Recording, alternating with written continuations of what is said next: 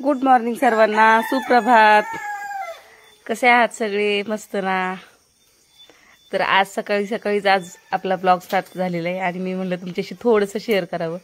रोज हे असंच असतं बघा, उठायचं सकाळी, उठल्याबरोबर लाईट गेलेली असते. या लाईटीमुळे ना लवकर उठायचं पण मन होत नाही. तर हॅलो मंडळी, नमस्कार, स्वागत आहे तुमचं आपल्या चॅनलवर अजून एका नवीन व्हिडिओमध्ये. मी वर्षा राणी चौधरी, तुमची एक नवीन मैत्रीण आणि एक नवीन शेतकरी. तर आज 5 वाजताच उठण्याचं कारण म्हणजे तुम्हाला एकदा शेअर करून दाखवते की खरंच 5 वाजलेले आहेत. आणि मी रोज या वेळेला उठतच नाही. दिवस उगवल्याशिवाय आणि सगळीकडे उजाडल्याशिवाय मी अजिबात उठत नाही. कारण हा प्रॉब्लेमच असा आहे की 5 वाजताच लाईट जाते आणि मग अंधारात काय करणार. आता हे चार्जिंगचे बल्ब आणलेत, मी तुमच्याशी शेअर केलेलं बघा, चार्जिंगवाले बल्ब आणलेत. त्याच्यामुळं एका घरात आणि गोट्यावर थोडा उजेड दिसतोय, नाहीतर असा सगळीकडे अंधार असतो. आणि शहरात बघा ना, लाईट गेली की 5 मिनिटात आपण फोन करतो, साहेब लाईट कधी येणार आहे? हां, आमच्याकडच्या एरियामधली लाईट गेली. हां 5 मिनिटात येते, 10 मिनिटात येते, इकडे काम चालू आहे, असं पटकन चौकशी केली जाते. आणि ह्या गावच्या ठिकाणी बघा हे असं रोजचा नियम झालेला आहे. पहाटे 5 वाजता लाईट जाते आणि दुपारी 3 वाजता येते सरळ. म्हणजे ज्या वेळेला गरज आहे लाईटीची त्यावेळेला लाईटच नसते. हे बघा असं बाथरूमला वगैरे जाणारी माणसं, म्हातारी कोतारी बॅटरी घेऊन जातात, तर इलाजच नसतो. गावामध्ये असते बरं का लाईट, म्हणजे गावातल्या ठिकाणी. पण आम्ही वस्तीवर राहतो ना, मग आम्हाला मोटरच्या नियमानुसारच आमच्याकडे लाईट असते. म्हणजे मोटरची लाईट कशी दिवसपाळी रात्रपाळीची लाईट असते, त्याच पद्धतीने आमच्याकडे लाईट असते.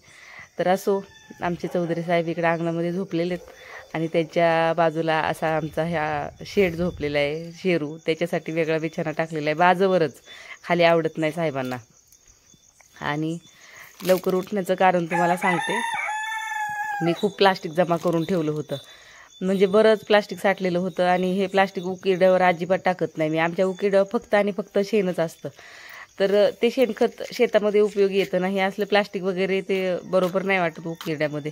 आणि हवा असते गावाला, हवेने इकडे तिकडे उडलं जनावरांच्या पोटामध्ये. बऱ्याच गुरांना ना प्लास्टिक चघळण्याची सवय असते.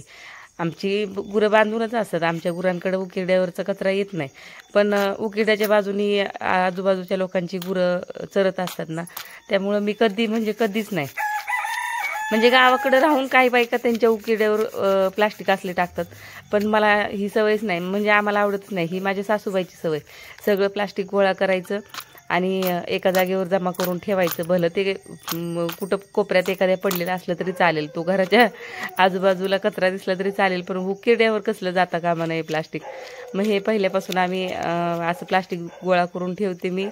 म्हणजे माझी सासूबाई पण ठेवायची. आणि जे मोठे करतात त्याचंच आपण लहान अनुकरण करत असतो. तर त्यांचं बघून मला पण सवय लागलेली ही, की प्लास्टिक सगळं जमा करायचं आणि जाळून टाकायचं. तर माचीस आमचं सादळलेलं होतं. काय झालं काय माहिती, या 2-3 दिवसात एवढं दव पडतंय ना, दैवार पडतंय एवढं की काही असू दे. पत्रे रात्री 8-9 वाजल्यापासून पत्रे पाजरायला चालू होतात. एवढ्या पावसाळ्यात एक थेंब नाही पडला पत्र्याचं, पण हल्ली पत्रे पाजरायला लागलेत. तर माचीसच पेटत नव्हतं, माझं माचीस नरम झालं होतं. आणि त्याला घासला अंगाला तरी पण ते पेटतच नव्हतं. अंगाला घासल्यावर म्हणतात गरम झालं की माचीसची गाडी पेटते, पण पेटतच नव्हती. मग शेवटी मी पेपर घरातून पेटवून आणला आणि त्या पेपरने इथं आग लावली. तो पेपर विजायच्या आधी मी म्हटलं सगळीकडे टिपके पाडून घेते एका प्लास्टिकचे, म्हणजे ते पेट घेईल. आणि हेच काम होतं लवकर उठून करण्याचं. कारण परत नंतर हवा सुटते. आणि हे मी कुडाच्या बाजूलाच सगळं गोळा करून ठेवलेलं होतं. इकडं तिकडं कुठं टाकायचं तर माझ्याच गुरांच्या तोंडात गेलं तर काय सांगावं. नाहीत बरं का माझी गुरं काय खात प्लास्टिक वगैरे, पण काय सांगावं, कधी खाल्लं त्यांनी तर कळत पण नाही. हे प्लास्टिक काय पचनात जाते का? आणि हे शेणामधून पण बाहेर पडत नाही बरं का. हे प्लास्टिक गोळा होऊन तसंच बसतं पोटामध्ये. त्यामुळं गुरांना आहे ना गुरांच्या पोटात केस पण जाऊन द्यायचे नसतात. केस गेलेले पण चांगले नसतात. मग गावाकडं सगळ्याच जणी काळजी घेतात की केस इकडं तिकडं कोणी फेकत नाही, एका पिशवीमध्ये जमा करून ठेवतात. प्लास्टिक काही जणी फेकतात उकिरड्यावर, पण बऱ्याच लोकांचं असंच असतं की प्लास्टिक सगळं एका जागेवर जमा करायचं आणि हे असं जाळून घ्यायचं. तर याच असतात अशा छोट्या छोट्या सवयी. माझे प्लास्टिकने घेतला एकदाचा पेट आणि मोबाईलला चार्जिंग पण नाही आहे माझ्या. आता बघू मी तुमच्याशी काय शेअर करेल तसं थोडे थोडे टेक घेईलच बरं का. आणि माचीस थोडं आगीवर धरलं पण काय पेटल म्हणून वाटत नाही. चला आता चूल पेटवून घेते आणि नंतर मग भेटूया तुमच्याशी. बघू आता मोबाईल जसं साथ देईल तसं.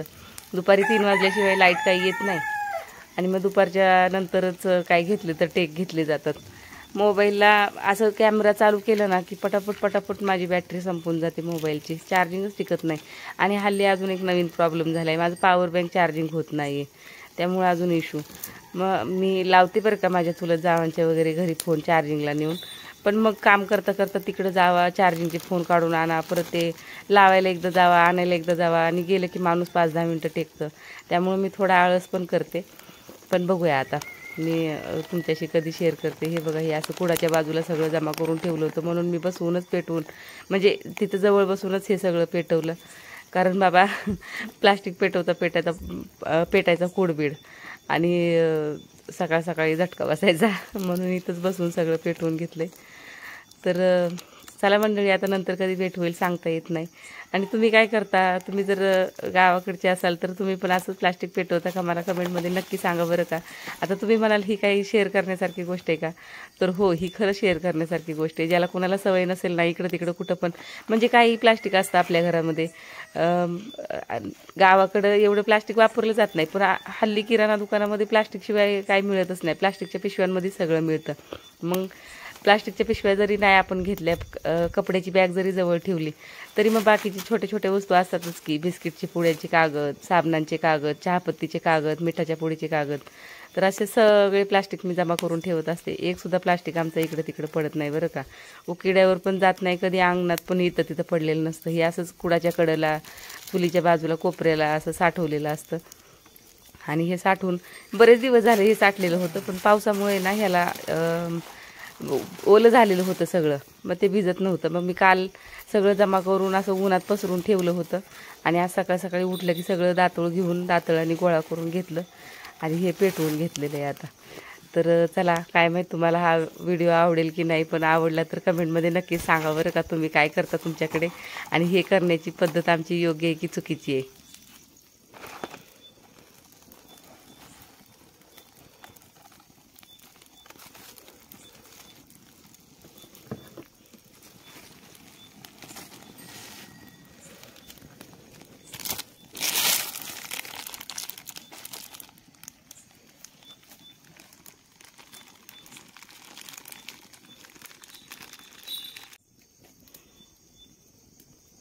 चला, प्लास्टिक तर सगळं जळत आलेलं आहे आता, पण अजून काही उजळलं नाही बघा. 5:30-5:45चं टायमिंग झालाय, पण अजून सगळीकडे अजून तसाच अंधार आहे. रात्रभर विजा चमकत होत्या म्हणून गुरं आतमध्ये बांधलेली होती, पण पाऊस काय आला नाही. व्हिडिओ नाही काढायचा, फोटो काढायचा आहे तुझा.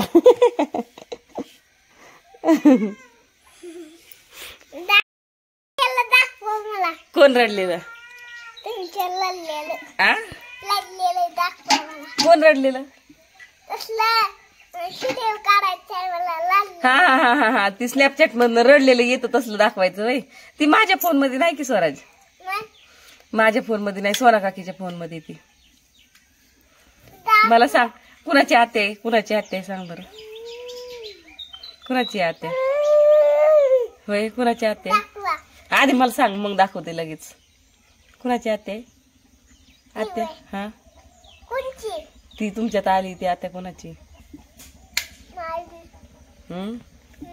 मगाशी तू म्हणला की ताईची. कोणची ताई? कोणची सांग की? शारदाबाईची. अजून कोणाची? आणि कोणाची? बोबडीची म्हणला की तू? कोणाची? बोबडी कोण आहे?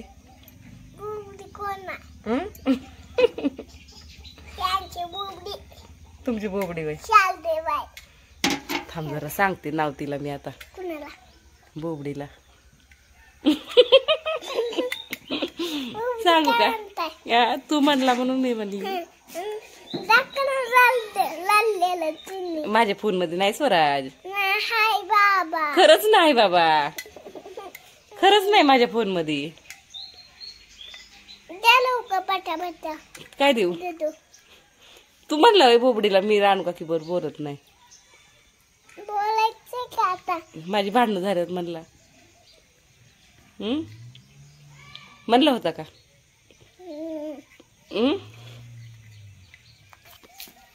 तुझ्यातलं देऊन जातो का त्या किटलीतलं? पैसे केव्हा द्यायचा मग दुधाचा आता? अयो मग फुकटच दूध नेणार वय रोज. चला तर मंडळी, आजच्या व्हिडिओमध्ये एवढंच. व्हिडिओ आवडला तर लाईक शेअर कमेंट करायला विसरू नका. भेटूया पुढच्या व्हिडिओमध्ये. तोपर्यंत बाय. जय महाराष्ट्र.